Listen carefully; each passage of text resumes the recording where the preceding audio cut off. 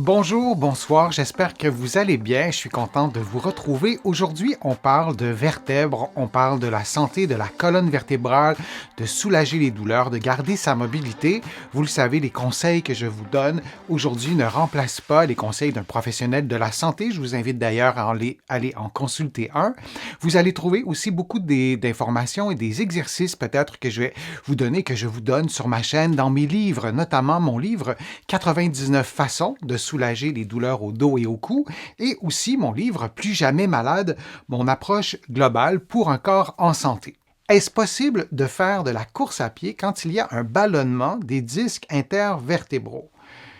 C'est une préoccupation très intéressante, à savoir, est-ce qu'on peut faire de l'activité physique si on a, et je reprends le terme qui est vraiment textuellement, un ballonnement au niveau d'un disque intervertébral, une anomalie au niveau d'un disque intervertébral? Est-ce que c'est une bonne idée? Et si on pense aux activités physiques qui pourraient peut-être être particulièrement dommageables, on peut penser à la course à pied. Alors, je vais répondre à la question, mais on va prendre quelques secondes, quelques minutes pour voir ce ballonnement du disque intervertébral.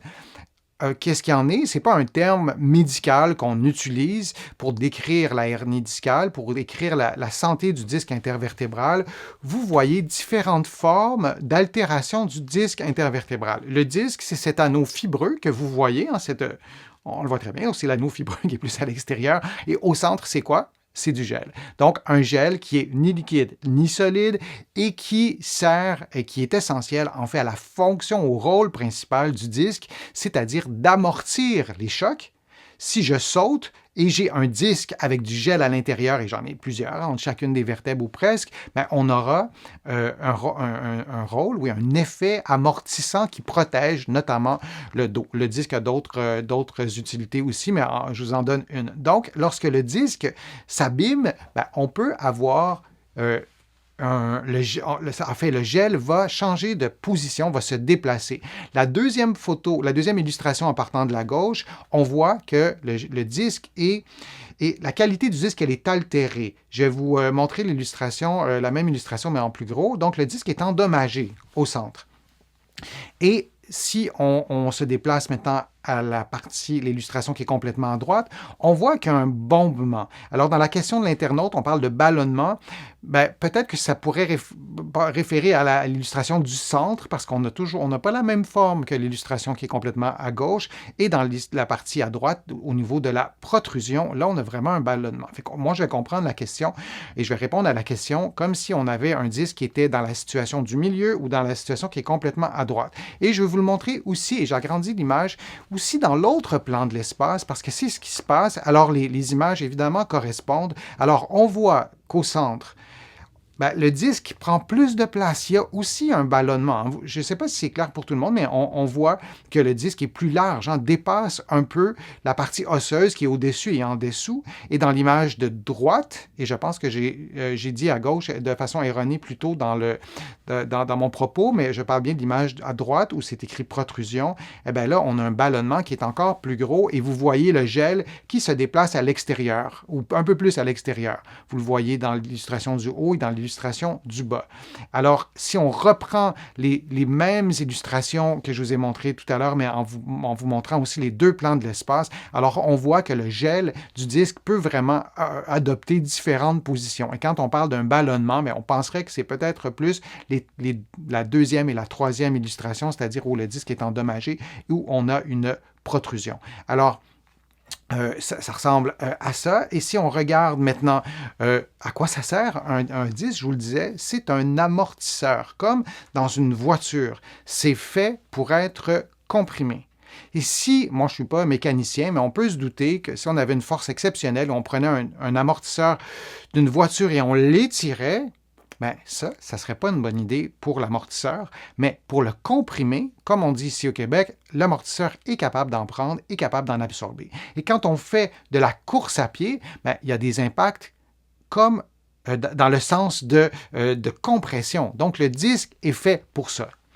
Maintenant, le ballonnement que je vous montrais tout à l'heure, ça c'est l'amortisseur, mais si on oublie l'amortisseur maintenant et on pense à notre disque intervertébral, donc le disque qui a petit ballonnement ou une protrusion, c'est quelque chose qui est très fréquent dans la population. Si on passait des tests d'imagerie médicale, ce qui serait complètement inutile, mais si on le faisait pour faire une étude, on se rendrait compte que la prévalence des disques qui ne sont pas en parfaite santé, même chez les gens dans la vingtaine et la trentaine et encore plus avec l'avancée en âge, on trouverait beaucoup de disques qui sont, entre guillemets, ballonnés ou pour lesquels il y aurait une protrusion ou le disque ne serait pas en parfaite santé, en parfait état, devrais-je dire, et c'est tout à fait normal. Donc, quand on a un ballonnement, une protrusion, c'est considéré comme quelque chose de normal. Si on a de la douleur, une perte de force, de mobilité, de perte de capacité physique, on parle d'autre chose, mais le ballonnement lui-même, il peut être considéré comme étant normal. Donc, il faut toujours mettre ça en perspective.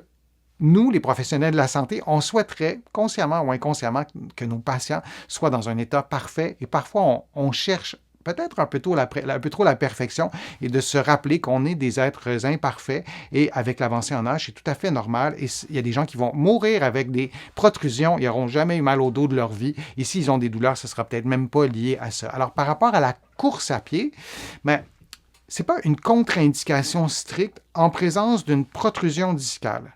Si vous avez une douleur et vous avez une protrusion discale ou pas d'ailleurs, on veut voir ce qui reproduit votre douleur. Quelle était la cause de votre douleur et qu'est-ce qui l'amplifie ou qu'est-ce qui la déclenche? Et si ce qui déclenche la douleur ressemble à des mouvements qu'on fait durant la course, mes patients qui me disent « Moi, j'ai plus mal quand je suis assis et j'ai mal quand je suis debout », je ne vais pas leur recommander d'aller faire de la course à pied. Je simplifie un peu la réflexion, mais vous voyez l'idée. Il y a des patients qui me disent exactement l'inverse. Moi, j'ai de la douleur lorsque je suis assis longtemps au travail et lorsque je vais marcher, voire courir à l'heure du lunch, ça me fait du bien. Alors, il n'y a pas de contre-indication stricte avec une protrusion, une douleur au dos, une protrusion avec ou sans douleur au dos et de se dire que la course à pied, on devrait l'interdire à tout le monde. Et c'est ce qu'on entend parfois. Et ça, c'est bien dommage parce que l'inactivité physique est souvent beaucoup plus dommageable pour la santé que l'activité physique. Maintenant, si on continue toujours dans cette réflexion sur la course et la hernie discale ou la protrusion ou les problèmes discaux. Et là, vous voyez la référence de l'étude dans le bas de l'écran. Vous pourrez la trouver. Vous le savez, pour les habitués de ma chaîne, ce que je vous donne comme référence, c'est presque toujours des articles qui sont accessibles, qui sont gratuits. Vous pouvez les retrouver en les googlant sur un moteur de recherche et ça ne coûte rien. Et c'est en anglais, bien sûr, mais c'est en général quand même assez simple à comprendre, au moins pour le résumé de l'article. La course à pied pourrait même être bénéfique pour le disque intervertébral. Donc, des protocoles d'exercice spécifiques qui pourraient inclure la course pourraient améliorer les propriétés du disque. C'est une étude, on ne tire pas de conclusion universelle avec une étude, mais on a quand même des hypothèses qui nous disent que la course ou certains types d'exercices, incluant la course, pourraient être bénéfiques aux disques intervertébraux. C'est comme si on avait une voiture avec des amortisseurs et on ne la faisait jamais rouler. Et 5 ans plus tard, on la reprend pour la première fois, peut-être que nos amortisseurs ne seraient pas en bon état parce qu'il y aurait de la rouille pour plein de raisons mécaniques. Nous avons une biomécanique, notamment qui utilise les disques intervertébraux, les vertèbres. Donc, il y a des études qui démontrent même que de bouger, et notamment de la course, ça pourrait être bénéfique. Évidemment, si vous allez faire un ultramarathon, vous n'avez jamais couru de votre vie et vous avez une fragilité au dos, ce n'est pas une bonne idée, ça tout le monde l'aura compris. Mais si vous voulez prendre soin de votre dos, peut-être que pour vous, de faire de la marche 1 minute, de la course 30 secondes et d'avoir un entraînement par intervalle, peut-être que ça serait même bénéfique pour votre dos, pour vos muscles, pour votre mobilité. Il y a Annette qui pose la question et je vous invite à me poser vos questions dans le fil de discussion. J'y réponds en direct ou j'y réponds dans de prochaines vidéos qui nous dit les exercices de gainage, les exercices qui stimulent les muscles des abdominaux, les petits muscles du dos, sont-ils efficaces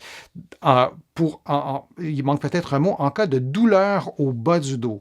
Si oui, lesquels privilégier? Annette, vous allez trouver beaucoup d'exercices de gainage sur ma chaîne, mais si je réponds à votre question en enchaînant avec les contenus que je vous présente en ce moment, lorsqu'on fait de la course à pied, on stimule aussi les exercices stabilisateurs qui sont stimulés pendant les exercices de gainage. Et pour certains de mes patients, la recommandation, ce sera telle ou telle activité physique bien dosée, adaptée à la personne, accompagnée d'exercices de gainage ou si vous voulez des exercices pour les abdominaux, des exercices pour les muscles du dos. Oui, c'est souvent une excellente stratégie d'intégrer ces deux types de stratégies actives, c'est-à-dire l'activité physique et aussi des exercices spécifiques. Alors, la course à pied, on ne peut pas la rejeter du revers de la main en se disant que c'est dommageable pour le dos, pour les genoux, pour les chevilles. On peut utiliser la course à pied de façon progressive, bien dosée, adaptée à la personne, mais dans bien des cas, c'est fort utile.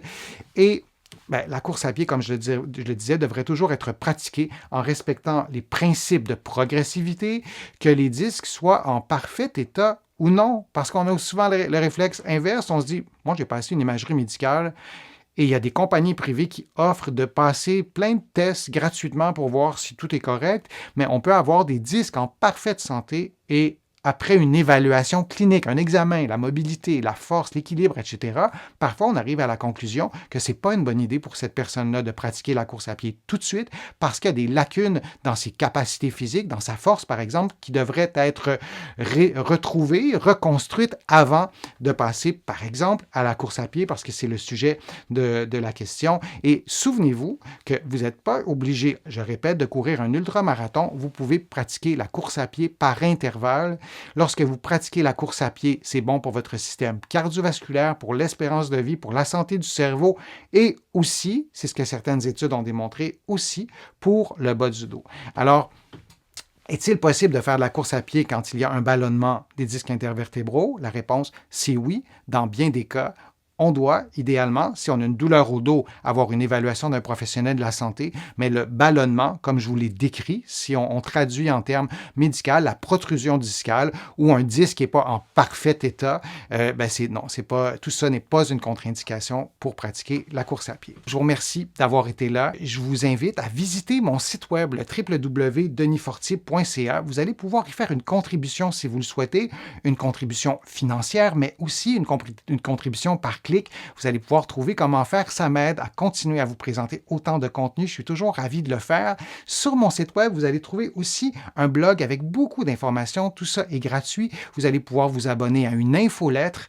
Toujours gratuitement, vous allez pouvoir aussi vous abonner à des courriels thématiques. Donc, vous allez recevoir des courriels sur des thèmes précis et vous allez trouver beaucoup d'informations dans mes livres que vous pouvez trouver partout au Canada, en librairie et sur le web. Et mes livres sont aussi de l'autre côté de l'Atlantique, notamment mes livres sur les problèmes de dos et de cou, sur le vieillissement. Mon plus récent livre, Plus jamais malade, mon approche globale pour un corps en santé, et il y en a beaucoup d'autres.